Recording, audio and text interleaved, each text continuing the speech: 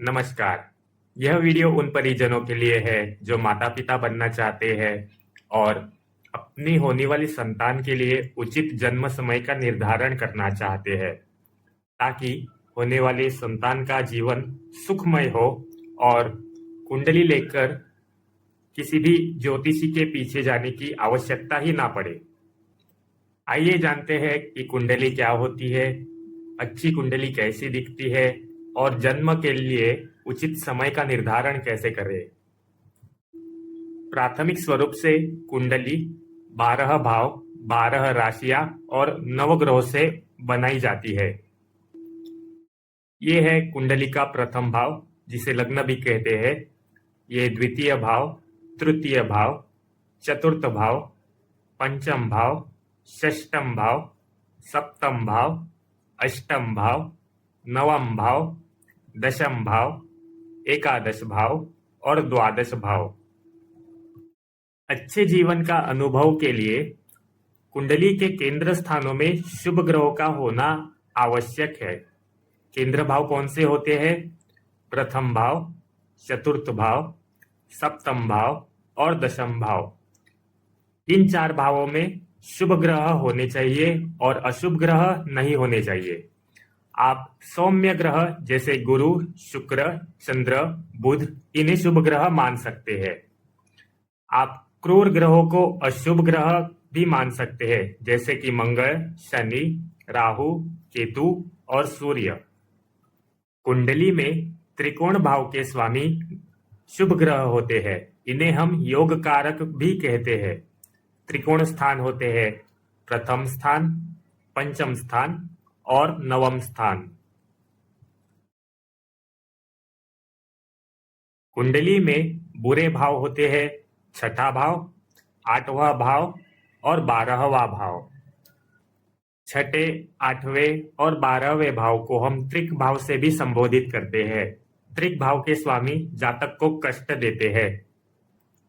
कुंडली में शुभ ग्रह केंद्र में होने चाहिए, जैसे प्रथम भाव, चतुर्थ भाव, सप्तम भाव और दशम भाव।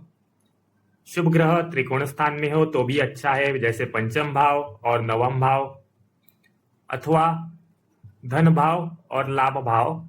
इन भावों में अच्छे ग्रह, शुभ ग्रह होने चाहिए।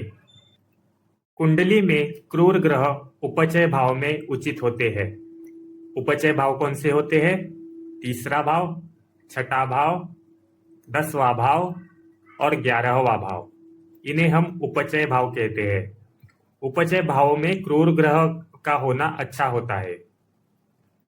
कुंडली के 10वें और 11वें भाव में सारे ग्रह अच्छे माने गए हैं। कुंडली में ग्रह अगर उच्च राशि में स्थित हो तो वह सर्वोत्तम अच्छा परिणाम देते हैं। कुंडली में ग्रह अगर स्वराशि के हो तो भी वह अच्छा परिणाम देते हैं, और कुंडली में ग्रह अगर नीच राशि के हो तो वह अच्छा परिणाम नहीं देते हैं। कुंडली में कुछ ग्रह देवता होते हैं और कुछ ग्रह असुर होते हैं।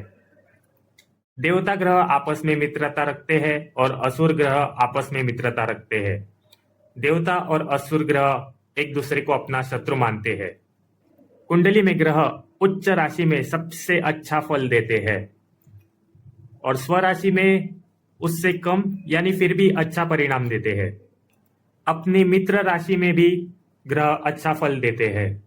अपनी शत्रु राशि में ग्रह बुरा फल देते हैं और सबसे बुरा फल ग्रह अपनी नीच राशि में देते हैं। सरल जीवन के लिए कुंडली के केंद्र भावों में शुभ ग्रह का होना अनिवार्य है और इसके अतिरिक्त लग्नेश का बली होना सर्वाधिक आवश्यक है। प्रथम भाव को हम लग्न कहते हैं और इसका स्वामी ही लग्नेश होता है। यहाँ पे कोई भी क्रमांक लिखा हो सकता है, वह क्रमांक ही राशि का क्रमांक होता है और उस राशि का स्वामी लग्नेश होता है। आकाश में स्थित ग्रह कुंडली के कौन से भाव में दिखेंगे, आइए इसे एक उदाहरण से समझते हैं। उदाहरण हम तारीख लेते हैं 29 अप्रैल, जो अप्रैल महीने का अंत होता है लगभग, जहां पे सूर्य मेष राशि के बीचों बीच होता है। मान लीजिए सूर्योदय सुबह का 6 बजे का है और सूर्यास्त शाम के 6 बजे का है। सुबह के 5 से 7 बजे तक मेष राशि का उदय हो रहा होगा, इसलिए लग्न में मेष राशि आएगी, जिसके स्वामी मंगल होने से लग्नेश बनते हैं मंगल। सुबह के 7 से 9 बजे वृषभ राशि का उदय हो रहा होगा, जिसके स्वामी शुक्र होने से लग्नेश बनते हैं शुक्र, और सूर्य 12वें भाव में दिखेंगे। सुबह के 9 से 11 बजे मिथुन राशि का उदय हो रहा होगा, जिसके स्वामी बुध होने से लग्नेश बनते हैं बुध, और सूर्य 11वें भाव में दिखेंगे। इसी तरह सुबह के 11 से दोपहर के 1 बजे तक कर्क राशि का उदय हो रहा होगा, उसके स्वामी चंद्र होने से लग्नेश चंद्र बनेंगे, और सूर्य दशम भाव में दिखेंगे। दोपहर के 1 बजे से दोपहर के 3 बजे तक सिंह राशि का उदय हो रहा होगा, जिसके स्वामी सूर्य होते हैं, इसलिए लग्नेश यहाँ सूर्य बनेंगे। दोपहर के 3 बजे से शाम के 5 बजे तक कन्या राशि का उदय हो रहा होगा, जिसके स्वामी बुध होने से लग्नेश बनते हैं बुध। शाम के 5 बजे से 7 बजे तक तुला राशि का उदय होगा, जिसके स्वामी शुक्र होने से लग्नेश बनते हैं शुक्र। शाम के 7 बजे से 9 बजे तक वृश्चिक राशि का उदय हो रहा होगा, जिसके स्वामी मंगल होने से लग्नेश बनते हैं मंगल। इसी तरह रात के 9 बजे से 11 बजे तक धनु राशि का उदय हो रहा होगा, जिसके स्वामी गुरु होने से लग्नेश बनते हैं गुरु। 29 तारीख के 11 बजे से लेकर 30 तारीख के 1 बजे तक दोनों रात का समय मकर राशि का उदय हो रहा होगा, जिसके स्वामी शनि होने से लग्नेश बनते हैं शनि। 30 अप्रैल में रात के 1 बजे से 3 बजे तक पहले भाव में कुंभ राशि होगी, इसलिए लग्नेश शनि होए। और इसी तरह रात के 3 से सुबह से 5 बजे तक मीन राशि का उदय हो रहा होगा, जिसके स्वामी गुरु होने से लग्नेश बनते हैं गुरु। यहाँ तक हमने समझ लिया कि कुंडली के केंद्र में शुभ ग्रह होने चाहिए और लग्नेश का बली होना चाहिए। आइए इसे स्पष्ट रूप से समझते हैं। मान लीजिए लग्न में 4 नंबर की राशि है, यानी कर्क। कर्क के स्वामी होते हैं चंद्रमा, यहाँ पे लग्नेश हुए चंद्र। चंद्रमा उच्च जिस राशि में होते हैं उस राशि का नाम है वृषभ राशि। वृषभ राशि यहाँ पे एकादश भाव में आएगी। अगर यहाँ पे चंद्रमा आएंगे तो वह उच्च के माने जाएंगे, और यहाँ पे लग्नेश बली हुआ।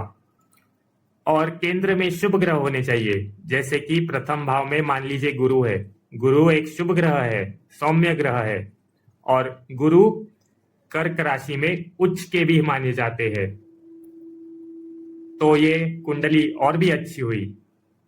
तो साधारण तौर से कुंडली में केंद्र में शुभ ग्रह होने चाहिए और लग्नेश भी बली होना चाहिए। कुछ लोगों को मंगल से डर लगता है, कुछ लोगों को शनि से डर लगता है। ऐसी स्थिति में आप इनको लग्नेश या भाग्येश बना लीजिए, यानी इन ग्रहों की राशि लग्न में या फिर नवम भाव में रख लीजिए। अब दशा का निर्धारण कैसे करें? जन्म के समय चंद्रमा जिस नक्षत्र में हो उस नक्षत्र के स्वामी से दशा की शुरुआत होती है। नक्षत्र कह रहा हूं, राशि नहीं। मान लीजिए चंद्रमा कृतिका नक्षत्र में प्रवेश कर गया और किसी जातक का जन्म हुआ, तो जन्म से उस जातक को 6 वर्ष के लिए सूर्य की दशा प्राप्त होगी, फिर 10 वर्ष की चंद्रमा की दशा प्राप्त होगी, फिर मंगल की दशा 7 साल के लिए प्राप्त होगी। ऐसे ही यह क्रम चलता रहेगा। अगर चंद्रमा कृतिका नक्षत्र के बीचों बीच हुआ और फिर उस जातक का जन्म हुआ, तो फिर उस जातक को 3 वर्ष की ही सूर्य की दशा प्राप्त होगी जन्म से। तो यहाँ भी कुछ लोग राहु की दशा से डरते हैं या फिर शनि की दशा से डरते हैं। तो आप ऐसा कीजिए कि चंद्रमा बुध के नक्षत्र में हो तब जन्म समय निर्धारित कीजिए। दशा ऐसी निर्धारित कीजिए कि बुरी दशा बचपन में ही समाप्त हो जाए या फिर 70-80 साल बाद आ जाए। ध्यान रखिए और जन्म के समय चंद्रमा के उचित नक्षत्र का निर्धारण कीजिए। कोई भी भविष्य की तारीख की कुंडली देखने के लिए आप एस्ट्रोसेज जैसी वेबसाइट का उपयोग कर सकते हैं। बस यहाँ तारीख डाल दीजिए, समय डाल दीजिए, जन्म स्थान डाल दीजिए, शो कुंडली पे दबाए और यहाँ पे आपको कुंडली दिखेगी और यहाँ पे आपको दशा भी मिलेगी। ये है विंशोत्तरी दशा। आइए अब ये समझते हैं कि कुंडली में कितने भाव बुरे होते हैं। पहले छठा भाव बुरा होता है, ये कहा था रोग ऋण शत्रुओं का।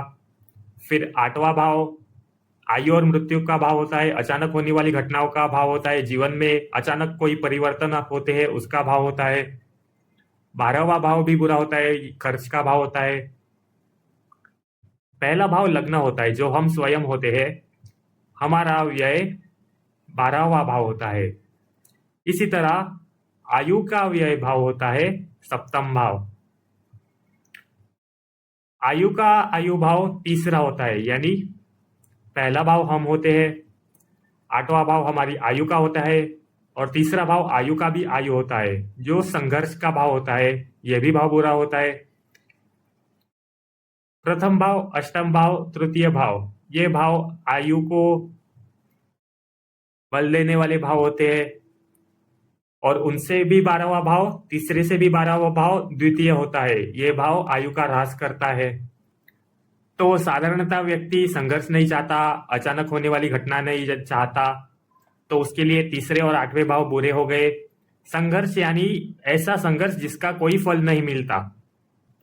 कई बार हमें बिना किसी कारणवश संघर्ष का सामना करना पड़ता है, वह तीसरे भाव से देखते हैं। 11वां भाव, ये भाव छठे से छठा है, तो ये भी बुरा भाव होता है।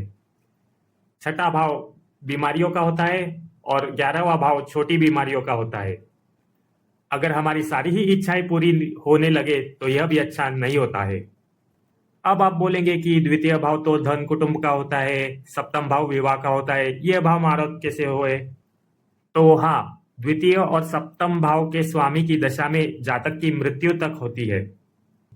यह स्वयं पराशर ऋषि कहते हैं। बृहत्पराशर होराशर शास्त्र 44वें अध्याय में दूसरे श्लोक में देखिए। दूसरे और सप्तम भाव ये मारक हाउस होते हैं, यानी द्वितीय और सप्तम भाव मारक होते हैं। दूसरे और सातवें ग्रह की दशा में, यानी द्वितीय भाव के स्वामी की दशा में, सप्तम भाव की स्वामी की दशा में, द्वितीय और सप्तम भाव के स्वामी की दशा में जातक की मृत्यु तक होती है। जो भी ग्रह इन भावों में से दो भावों का स्वामी होता है वह मारक होता है। ऐसे दो मारक तो होते ही है। तो यह देखिए कि कितने भाव बुरे हो गए।